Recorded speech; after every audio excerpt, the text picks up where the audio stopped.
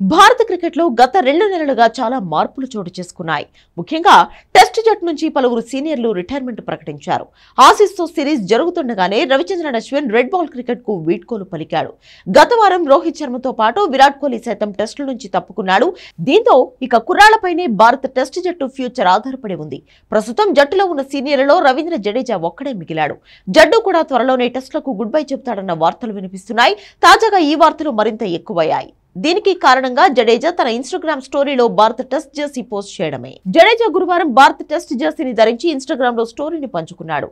Test చరిత్రలో అత్యధిక కాలం number 1 allrounder గా నిలిచిన ఘనతను సాధించిన ఒక రోజు తర్వాత ఈ పోస్ట్ వచ్చింది. అయితే రవీంద్ర జడేజా పోస్ట్ నేపథ్యంలో అభిమానుల్లో ఊహాగానాలు పెరిగిపోయాయి. ఇటీవల team India star cricketer Virat Kohli, Rohit Sharma టెస్టుల నుంచి రిటైర్మెంట్ ప్రకటించగా ఇప్పుడు జడేజా టెస్ట్ జెర్సీతో ఉన్న ఫోటోను పోస్ట్ చేయడంతో జడేజా కూడా సుదీర్ఘ ఫార్మాట్ కు దూరం కానున్నాడా అనే అనుమానాలు వ్యక్తమవుతున్నాయి.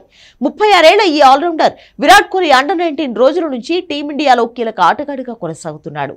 గత ఏడాది విరాట్ కోహ్లీ, రోహిత్ శర్మలు టీ20 ఫార్మాట్ నుంచి వైదొలిగిన వెంటనే రవీంద్ర జడేజా కూడా రిటైర్మెంట్ ప్రకటించాడు.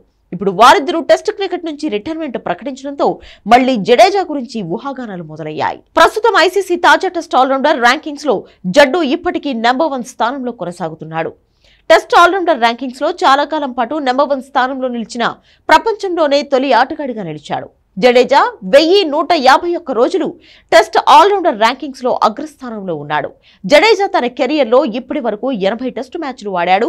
2012 నుంచి టెస్ట్ క్రికెట్ ఆడుతున్న జడేజా 118 ఇన్నింగ్స్లలో 4 సెంచరీలు, 22 హాఫ్ సెంచరీలతో 3370 పరుగులు చేశాడు. 150 ఇన్నింగ్స్లలో బౌలింగ్ చేసి 323 వికెట్లు పడగొట్టాడు. 3 సార్లు 10 వికెట్లు పడగొట్టగా 15 సార్లు 5 వికెట్లు తీసుకున్నాడు.